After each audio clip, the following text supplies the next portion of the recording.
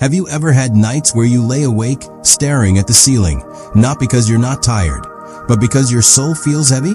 You smile in public, perform your responsibilities, reply to messages, and even laugh at jokes. But deep inside, you're barely holding it together. You're tired not just physically, but emotionally, spiritually, in places no one sees. And if we're honest, there are moments you've asked silently, is anyone really listening to me? Does anyone truly understand what I'm going through? These questions live in the quiet corners of our minds, especially when life feels too quiet or too loud. And this is exactly where divine love meets you, not in the polished moments, but in the private battles. What if I told you that in the midst of your chaos, there is a gentle voice calling your name? Not yelling, not condemning, not demanding, but whispering. A voice that knows your every fear, your unspoken pain, and still says, "Come, rest. Let me carry that with you." This is not a distant God hidden behind stained glass or rituals. This is a living presence, full of love, leaning close to your heart, not asking you to be perfect, but asking you to be honest. We often think strength means having it all together. But what if real strength is knowing when to be still and let yourself be held? There's a reason why we're called to be still. In the stillness, when you pause the world's noise, something sacred happens. You begin to hear that gentle voice. You feel that inner assurance that you're not invisible. That peace doesn't come from solving everything, but from knowing you're not carrying it alone. That voice doesn't rush you or scold you. It comforts. It steadies. It sees the tears you never let anyone see. And it says, "I'm here. I always have been." There is something healing, almost supernatural, about realizing you're not alone, even when you feel alone. And that kind of presence, it changes everything. You see, we live in a culture that demands speed, quick answers, fast solutions, instant results. But spiritual growth doesn't work that way. Healing doesn't follow a timer. Prayers don't always get answered in the way or time we expect. And that's where disappointment creeps in.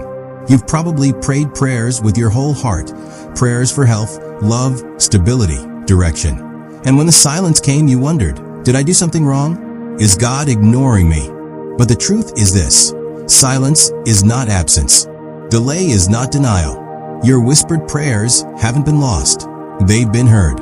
Every tear you shed in that secret place is known. Jesus didn't promise a life without suffering, but he did promise this: you will never suffer alone. He feels it with you. He walks it with you. He hears even what your words can't express. Sometimes the most powerful prayer isn't poetic. It's the broken, messy whisper, "Help me." That is enough. That is sacred. And that is more than enough for divine love to respond. Don't underestimate how deeply you are seen. You may feel like your voice is getting lost in the wind, but in truth, it's landing on the heart of the one who loves you most. But how do we hear his voice? How do we feel close to that peace? That's where the next truth matters. His voice often speaks when we sit with his word, not as a checklist, not as duty, but as a conversation.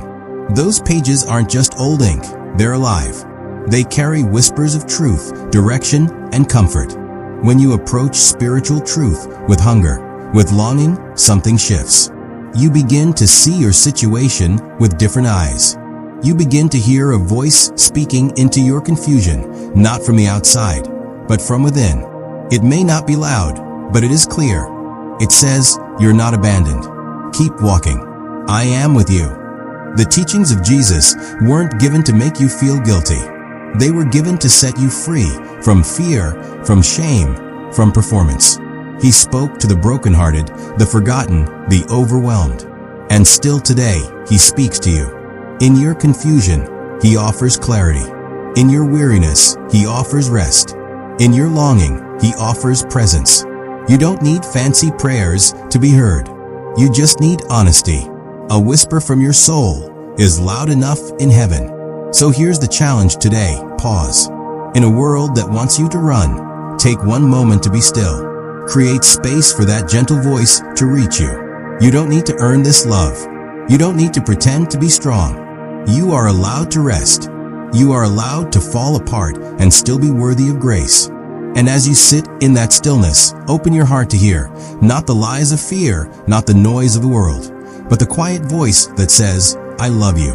I see you. I'm not finished with you yet. Because even now, when you feel like nothing is changing, something is changing. You're learning to wait. You're learning to listen. You're learning to trust a love that doesn't abandon you at your lowest. And when that love speaks, even your heaviest burdens begin to lift. You're not forgotten. You are not alone. And this, my friend, is just the beginning of your restoration. There's a strange tension we all live in between knowing we're called to believe in something bigger and yet feeling tired of hoping. We don't always say it aloud, but silently we wonder, how long do I have to wait for a breakthrough? How long do I keep showing up in faith when nothing seems to change? Waiting can be brutal. It can feel like you're standing still while the rest of the world is moving forward. Friends getting married, others finding success, everyone else appearing fulfilled while you silently battle with frustration and doubt. But what if waiting isn't a punishment, but a sacred process? What if the delay is not to deny you, but to prepare you? See, Jesus didn't rush people's healing. He walked slowly, listened deeply, and responded at the right moment, not our preferred moment. Because sometimes, what we think we need right now, He knows we're not ready to carry yet. Sometimes, God holds back the answer to shape us into the kind of person who can handle the blessing. And sometimes, the greatest gift isn't the answer itself, but the trust that grows in the waiting. Faith isn't proven when prayers are instantly answered. Faith is proven when you keep believing even in silence.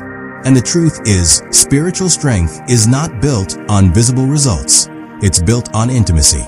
Sometimes, unanswered prayers are a divine invitation. Will you still draw near when you don't understand? Will you still trust me when you can't trace me? Those moments stretch you, but they also deepen you. They reveal a part of your heart that only comes alive when you choose to believe, not because of what you see, but because of who He is. The surrender Jesus taught is not passive.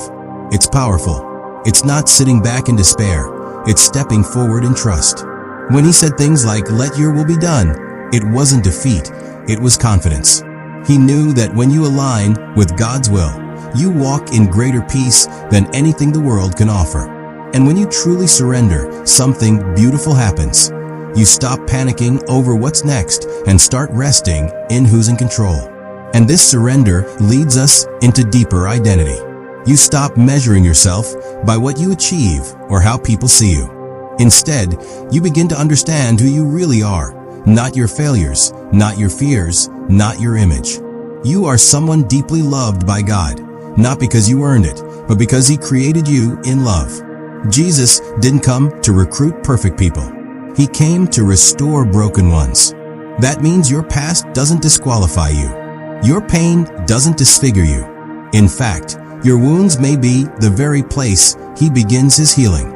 So instead of asking, "Who do people think I am?" start asking, "Who does God say I am?" And the answer is steady. You are chosen. You are forgiven. You are enough. Not because you've done everything right, but because He never stopped loving you, even when you got it all wrong. Let that sink in. You are loved in your worst moment as much as in your best one. That is the kind of identity the world cannot give and cannot take away. And finally, when you begin to live in that identity, when you accept the slow work of God in your life, something shifts. You stop striving to impress and start living to be led. You start asking not just, "What do I want to do?" but "What is God leading me toward?" This is what it means to be Spirit-led. It's not spooky or superhuman. It's simply staying close to God in your choices, your relationships, your desires. It's checking in with the voice of peace before you make a move. It's trusting that even if the path isn't easy, it's worth walking because you're not walking alone. Being led by God doesn't mean you'll never feel fear, but it does mean you'll never be abandoned to it. It means when decisions get heavy, you'll know where to turn. When doors close, you'll trust its protection, not punishment. And when you feel lost, you'll know the shepherd is near. That is what Jesus offered, not religion, but relationship. Not rules, but rest. Not pressure, but peace. So today, wherever you are in your journey, Whether you're full of questions, barely hanging on, or quietly hoping for a fresh start, remember this: you are seen, you are being led, and you are not too late. Keep walking, keep listening, keep surrendering, because even when it doesn't make sense, grace is still at work in your life. And when you look back one day, you'll see it was never wasted. Not the waiting, not the weeping, not the wandering. It was all shaping you for the kind of life you were born to live, free, loved, and truly alive.